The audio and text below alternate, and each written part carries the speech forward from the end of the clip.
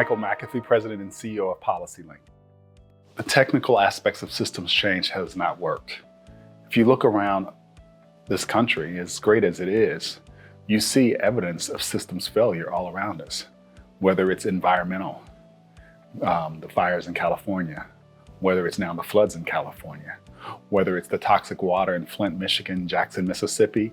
Even beyond those two places, 77 million people do not have access to safe, affordable drinking water in this country. If you look at the homelessness in San Francisco, Oakland, cities all across the country, you see systems failure. If you look at our test scores in school, you see evidence of systems failure. And when we try to advance systems changes over the last probably 20 or 30 years, we've tried technical solutions that did not see the humanity of people, technical solutions that didn't fundamentally ask people what did they want, what did they aspire to for their lives. And so this is a natural evolution. This is an awakening moment in our nation, whether it's how men are treating women, whether it's how people of color are standing up and finding their voices. It's an awakening moment for all of us. And when I say awakening moment, it is a moment for us to see each other. You know, the equity definition says a key word. That word is all. It says just and fair inclusion into a society in which all can participate, prosper, and reach their full potential. We've yet to realize the all in the equity definitions. In fact, our systems weren't designed for the all. So we need compassionate systems, because I believe that is the only way you're going to get to seeing the humanity of all and having systems that will serve them. Imagine if our public school systems could serve everyone. You wouldn't need vouchers. You wouldn't need private schools. Imagine if that was possible.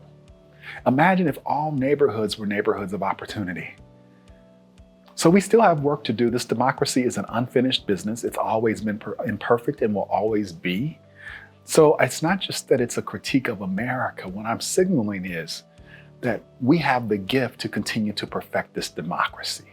And I believe after you've exhausted all the technical ways of being, it's time to go to that indigenous soul of the matter and bring compassion to the work. It's an ongoing process. And I think a leader trying to integrate the work within their own organization is the best place to start, because that's where you'll start developing some mastery of it, if you will. So I say to people, I want them to come and do their soul work, not have a job. I want you to do your soul work. So that would suggest that we have an environment that is safe enough for people to want to do that. That we have a management team that wants to support that, a leadership team that wants to support that. So it starts there with us trying to figure out how to do that, create those conditions. But it also looks like that I choose to stay in close relationship with my colleagues as the CEO. So practical things looks like my salary is never more than 5 times the lowest paid person. The lowest paid person must make above a living wage in the city that they are in. So our lowest paid person probably makes nearly $90,000 a year. We pay 100% of employee benefits. We provide unlimited leave. We provide 3 weeks out of the year where we just shut the office down so everybody can take off without feeling any stress, right? We're not requiring people to come back to the office because some people had moved out of the Bay because it's an expensive area. We're trying to create the conditions for people to be free to be adults, free to live their lives the way they need to, take care of their families the way they need to, because if they are free, then they have the room to do their soul work. So in some ways, that's what love looks like also. That I love you enough that I'm not trying to oppress you. That I love you enough to treat you as a colleague that has the agency to care for themselves. And so these are just some of the ways that it looks. And the last thing I would say is this. It looks like we're trying not to be ideologues. We're trying to get results in the world, not be in a pitched battle, right versus left and the moderates, et cetera. That's not who we want to be. You can pigeonhole us into a particular orientation as a think tank. But I want folks who are not just provocative in their language, but that they are provocative in the results that they get in the world. And to me, that's kind of what we're trying to create, that there is also safety to have a diverse set of ideas in the world and in our organization that makes us smarter and better. And so those are just some of the ways that we try to embody compassion, to try to embody love, how to struggle through this with our work. Doesn't mean that we have it perfectly down pat. But I will say it's a good check on keeping me humble. It's a good check on keeping the institution humble. And it's a good check on making sure that the institution stays hungry about trying to find the edges of the equity movement and the contours of what's to work for our generation. I think science is critical to our evolution. And this is a burgeoning field that people might still think is soft. I think it's quite powerful. But I think there's a series of questions we've yet to ask ourselves as a society that I think are important. Like, we've never said to ourselves, what's the logical conclusion of a nation founded on slave labor, genocide, and stolen land? Where does that take us 400 plus years into the future? We didn't ask that question. So in many ways, the design that we have of the nation is a nation that was not designed for the beautiful multiracial democracy it has. We should be asking ourselves, what are the social competencies for a thriving multiracial democracy? I think compassionate systems is one of those core competencies, but we've never asked that, right? Remember back in the day, volunteerism would be one of those core competencies of Americana, like working hard, right? Well, you can work hard today and still not be mobile, have economic mobility, according to Ross Chetty's data, right? You can provide charity. Charity doesn't solve the drinking water problem in Jackson, Mississippi or Flint, Michigan. So there's more to it than just that. So we had a good set of foundational competencies when we found this nation. They've served us well for many years. We're in a different place now. I think every nation should trouble the question about what does it need to continue to evolve and not atrophy. And we've not asked those questions.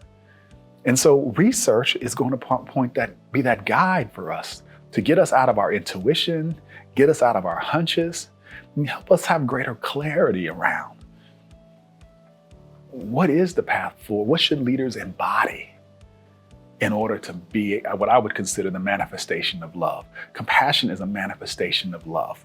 That's what we want in the world. So that's why I want the research, because I want answers to these questions, right? Like, what are the new competencies that are needed? What are the new competencies so our institutions are welcoming, so our institutions don't cause harm, right? Think about it to this day. Too many of our institutions cause harm. Black women don't even trust going to a doctor to give birth, for God's sake, because of how they're treated, right? Think about that for a moment. The most sacred gift of bringing a human being into this world, a large part of the population doesn't even want to go to the very institution set up to do that. So this is what I mean by we have work to do. It's not just offering a critique. It is just about saying we need the research to help us learn how to get better at what we've not mastered being better at. That's why research is needed. I'm pondering how not to get overburdened by frames. There's so many frameworks out in the world and it can become the Tower of Babel, right? When do you do this? When do you use equity versus compassion versus belonging versus justice versus, you know what I mean? Before you know it, you're so smart, you're a fool. And so I want people to begin to understand what are the core behaviors of the practice of compassionate systems leadership, and learn how to do that so that even in the midst of all the framework confusion, a leader still has a constitution that is steady and they know how to move forward. I'm looking for, even in the midst of deep ideological disagreement, we can find a way to do some work together. I'm looking for a way for folks who have held the dominant logic in institutions, in academia, etc., to not be triggered by this new body of research that is going to put a lot of the other things that we've stood for as fact into question. So I'm trying to find a path forward that is not about introducing something new that further divides us, but it's a bridge to us understanding that we've got more work to do and folks deciding to step into that fact, that reality, and do that work. So to me, that's why the research is important. But the last thing I'll say is this. I'm also looking to connect with people and to have a heart connection. Because at the end of the day, research has never led the way for the most part. It's that human connectedness right? We know plenty of the stuff we ought to do. We just don't do it. So I'm not looking for research to be the sole thing here. I'm looking for the research joined with that deep heart connection with my colleagues that are here. That to me is the most powerful thing, when you can take the science that MIT can bring and make it connect and join with that heart connection. Then we have something that's indomitable. So that's what I'm looking for here, to make those heart connections and to continue to find a way to help extend the knowledge here.